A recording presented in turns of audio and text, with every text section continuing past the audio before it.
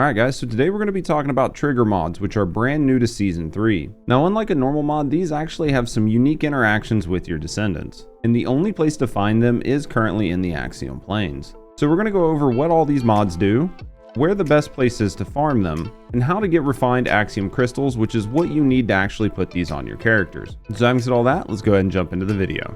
So in order to actually put this on your descendant, you need to go over to the Prime Hands. Inside the Prime Hands console, you will see something that says Unlock Arcade Trigger. If you go ahead and click on that, it will tell you all the required conditions that need to be met in order to put a refined Axiom crystal on your descendant. So in our case here, we've met all the conditions, but we don't actually have a refined Axiom crystal. So in order to get one of those, you need to go down to Anise. So in order to craft this, you're going to need 4 new materials that do drop in the Axiom Plains. That's going to be Entropium, Silentra, Keracid, and Breachstone shards. So if you click into any one of these, it will tell you can get them from Axiom supply caches and Axiom resource caches, but the drop rate there is abysmally low. And I found the best way to actually get these is to farm missions. When you kill the final boss, it will drop a handful of each one of these materials. Now when it comes to farming these materials, the mission that I was actually farming was the First Crater. Why I like this mission is because you don't actually have to do a lot of traversing, and you can get the mission done in just a few minutes with Inez. Every run I was getting between 10 to 20 of each one of the materials from the final boss. Once you have everything, go ahead and craft a new crystal. So now that we have the crystal, we're going to go ahead and go back to the Prime Hands. And as you can see here, it does show that we can unlock the arcade trigger now. At the moment, there are 9 trigger mods in the game, and they offer various different changes to your gameplay. 2 of these focus on gun and gunplay, and the other 7 primarily affect skill descendants. In order to apply a trigger mod to your descendant, go into the descendant modules. From here in the upper left, once you have it unlocked, you will see a gold slot. Left click into that slot to access your trigger mods. From here, you'll see a list of all trigger mods that are available to your character. So when it comes to navigating, on the left, you should see all of your skills. When you click on the different skills, it will show you the trigger mods that you own that will affect those skills. One other thing to note is that you can hold 100 trigger mods. Anything more than that, and you're going to have to start breaking them down. To equip a trigger mod, just pick any mod you want and right click it. Doing so will equip that mod to your character, and then you can save to apply it. If you want to remove the mod, you need to go ahead and left click back into the trigger mod and then go over the slot on the right and right click it to remove the trigger mod that you just added. One thing you will want to do is go into the library, go into consumables and go to the miscellaneous tab, click on the trigger mod loot and set it as a target reward. Honestly, I would highly advise you do that the moment you boot up Season 3, that way you're not wasting any time and not picking these up. So now we're going to talk about where to farm trigger mods. And the first and by far easiest way to get trigger mods is going to be to do missions on the Axiom Plains. As you can see here, most missions actually have a 25% drop chance to get a box containing a trigger mod.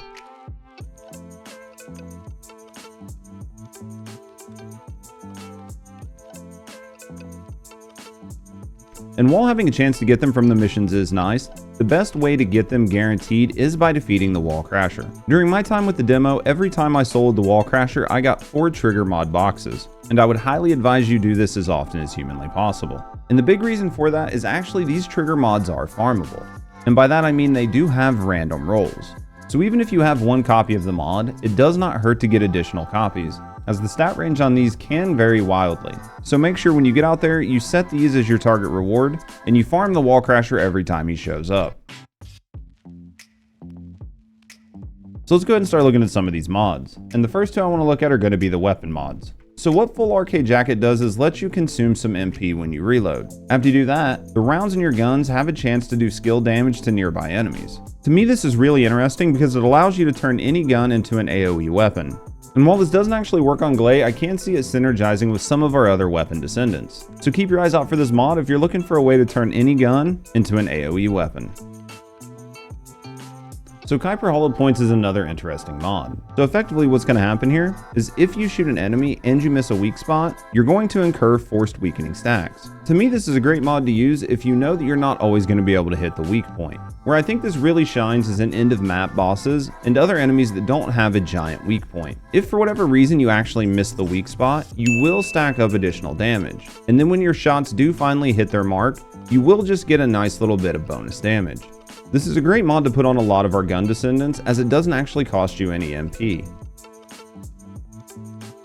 So one of the most impactful mods to me right now is Power Beyond. What this is going to do is allow you to tow groups of enemies. In order to get it to proc, you do need to use your global dot or ground dot skills 3 times. After the 3rd stack, it will create an amorphous phenomenon under the enemy's feet. When that happens, it will suck in all enemies within a 16-meter radius and lift them up in the air. It'll keep them in the air for a few seconds and then drop them back to the ground. One other benefit here is that it will lower the enemy's attack for 10 seconds. And the amount it's going to lower it is going to be your skill effect range times some random variable.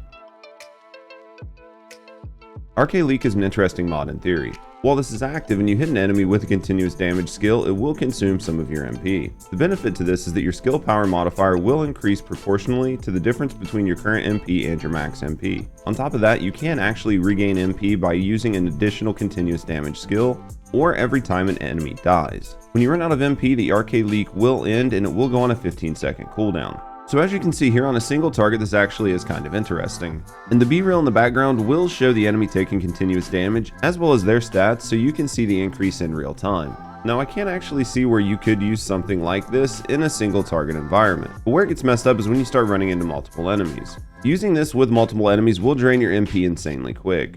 Now I don't know if this was by design to keep it from scaling insanely quickly, or just an oversight on the developer's team, but I think this will limit the use case of this mod in general practice, just because the game focuses on general mobbing, and more than likely the mod will be on constant cooldown. Gap in Time is a mod that I could see me putting on Bunny. When hitting an enemy with a normal AoE type skill, it deals additional damage proportional to the caster's skill cooldown reduction. Now this additional damage trigger rate is inversely proportional to the caster's current skill cooldown reduction. Normally on Bunny, when you're damaging an enemy, you'll see between 1 and 2 damage numbers. This is completely standard, but I just wanted to make sure you understood what it looked like when you played Bunny. So now you will see that there's a 3rd damage number and it is very close to the enemy. On top of that, there is actually a pink saber that runs through the enemy. So on the creator closed demo, it seemed that this mod was actually bugged, because as you can see, we're only doing 1 point of additional damage, and that seems way too low for a trigger mod. I'm not entirely for sure what happened here. I think there's just some type of error in their equation. I did bring this up to their team, and I'm hoping that it will be fixed before Season 3 goes live, because I am excited to slap this mod on Bunny and see what it can actually do.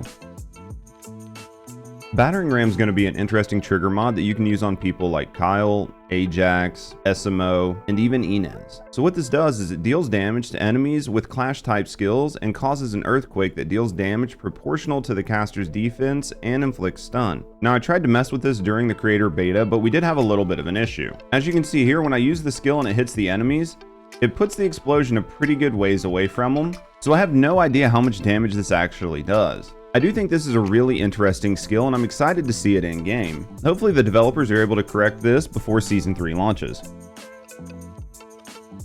Cyclical amplification reminds me a lot of the unpredictable set. So when you use the skill, it grants and then rotates cyclical amplification. What this will do is it will increase the power of a single RK attribute at regular intervals, and those intervals are 10 seconds.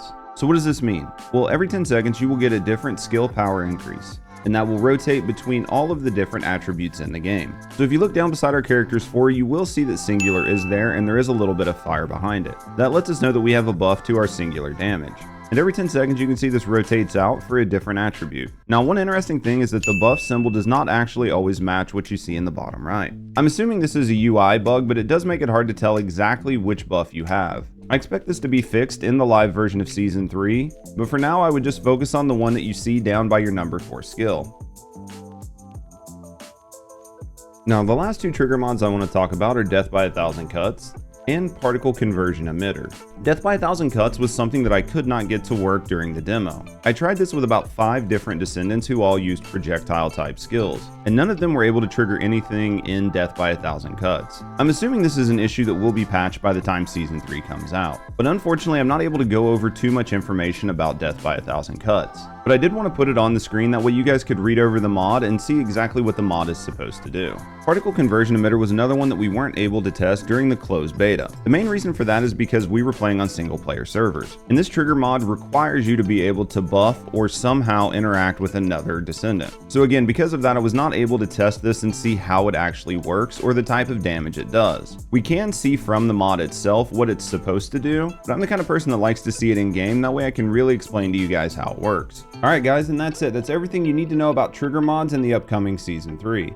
Now I know it was unfortunate that not all of these functioned as intended during the test, and I wasn't able to fully test them before I brought the video to you guys. But I honestly think that there's enough information here to really inform you and make sure you know what you're looking for when you go into Season 3, and also how to farm these mods and where's the best way to get them. So hopefully you enjoyed this video and you enjoyed the content. If you did, consider liking and subscribing for more First Descendant content, as well as other game coverage in the future. And if you want to get to know me and the community a little bit more, consider coming over and watching us live here on YouTube or over on Twitch. I do stream 5 days a week and would absolutely love to get to know you guys just a little bit better. But having said all that, thanks for watching, and as always, have a great day.